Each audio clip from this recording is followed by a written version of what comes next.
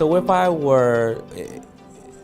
was able to tell you as much as I could tell you and give you the best advice I can give you in regards to fashion, here's what it would be.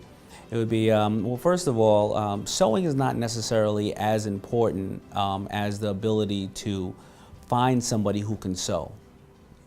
But when you're dealing with fashion, you want to find out, first of all, and create a strategy of who is your customer going to be and what price point is it going to be. So whether you're making fine tailored clothes or t-shirts, a t-shirt can go as low as $20 or as high as $120.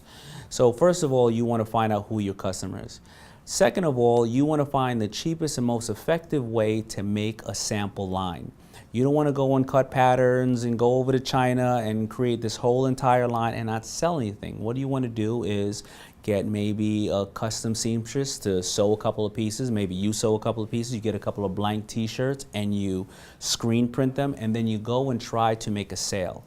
And it's important to make a sale for various reasons. I always tell people, do not try to judge how big your company should be because you're selling only to your friends, because naturally your friends who love you will support you. So if you sold 10 t-shirts or gave 10 t-shirts to your friends, if 9 of them heard that that's the worst t-shirt ever, they're not going to tell you. But the one who heard that somebody likes that t-shirt is going to come and tell you how great the t-shirt is. When I started FUBU, I had to physically get up in people's face and show them a shirt and try to sell them a shirt. Now, these are total strangers. I could only judge if I had a viable product if that stranger would buy the shirt. Now, until you make a sale, you don't know if your shirt can sell at 20, 40, 60, 90, 80, 100. You don't know what the market will bear for your product. And sometimes the report card could be a little depressing because maybe nobody wants your product. Now, we're at a good time and age where there's social media. You see, as I said before, I had to get in everybody's face, but now with a company such as Shopify, you can get out there and put your product out into the world, and people who don't know anything about you will either buy your product or not because they like it.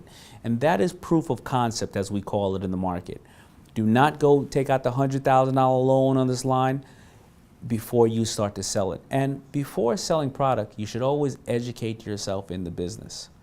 How do you do that? Well, if you can't go to school, you don't have the luxury of going to school, then go intern someplace. Learn the business from the bottom up. You know, my position as a CEO now, I know every single position in the company, so my employees can't lie to me. I also sometimes can help my employees because I was there in that area of the business. So now selling online is probably the first way. Now you have to go and start going after stores. So how do you go after stores? A lot of people want to go out and sell Macy's and this guy and that guy. No. Always start off with your local store and become a local hero. And that's how you get attention.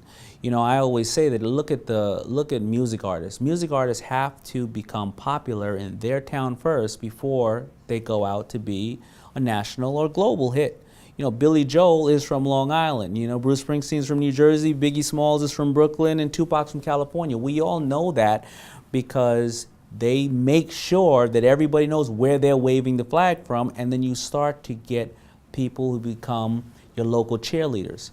You know, I really got discovered by doing local fashion shows with my product, and then a guy who had a video show called Ralph McDaniels highlighted me as one of the people that you have to look for. He started telling all the artists in the neighborhood, and they started telling all the stores, and it started to grow. And I became a local hero. Then what happens is you start to expand out of that territory, and people in your hood basically go out and tell everybody else. So that's how you start to get the attention you need.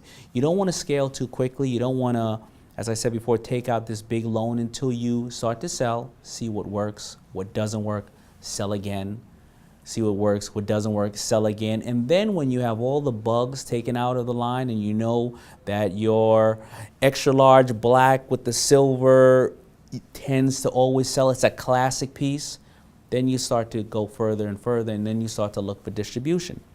And we're at a day and age where a lot of people want to go out and raise $1 million or give away part of their company. Give me $1 million for 50% of my company.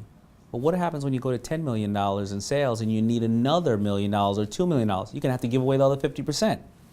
What I like to do is find strategic partners in business. Jay Abraham, one of my mentors, have always said that OPM should not be other people's money. It should be other people's mind power, other people's manufacturing, other people's marketing, and a lot of times you can profit off of other people's mistakes. So what you can do instead is, let's say you have $1 million in orders, and these are t-shirts. Let's say your screen printer is charging you $2 to print the shirt and deliver it. Instead of giving him a percentage of your company, pay him $3. Let him see that the fact that he will make more money selling your product, let the money come into him, he take the orders and he ships it out, and then you just make a smaller profit. But guess what? You retain your entire company until you get to the next level. So co-branding and working with people and finding out other ways to work financing with them is a key component. When I brought Fubu over to Samsung, to the textile division, they were only making jackets, outerwear. Their factories, nothing was happening in the summertime. So I said, well, I have t-shirts and jeans. Can I put the t-shirts and jeans into your factories in the summer when you're not doing much? And they said, no problem. And what happened was their jacket business was about a $40, $50 million business, ended up shrinking because the economy, and the food business became $350 million. But everybody profited. So those are my advice. That's my advice to you in regards to how you go about and seeing this idea come to fruition, and then having what we call a proof of concept to make sure that you're on the right track, or at least give you a couple of things to correct to perfect your brand and your line and your product once you hit the market.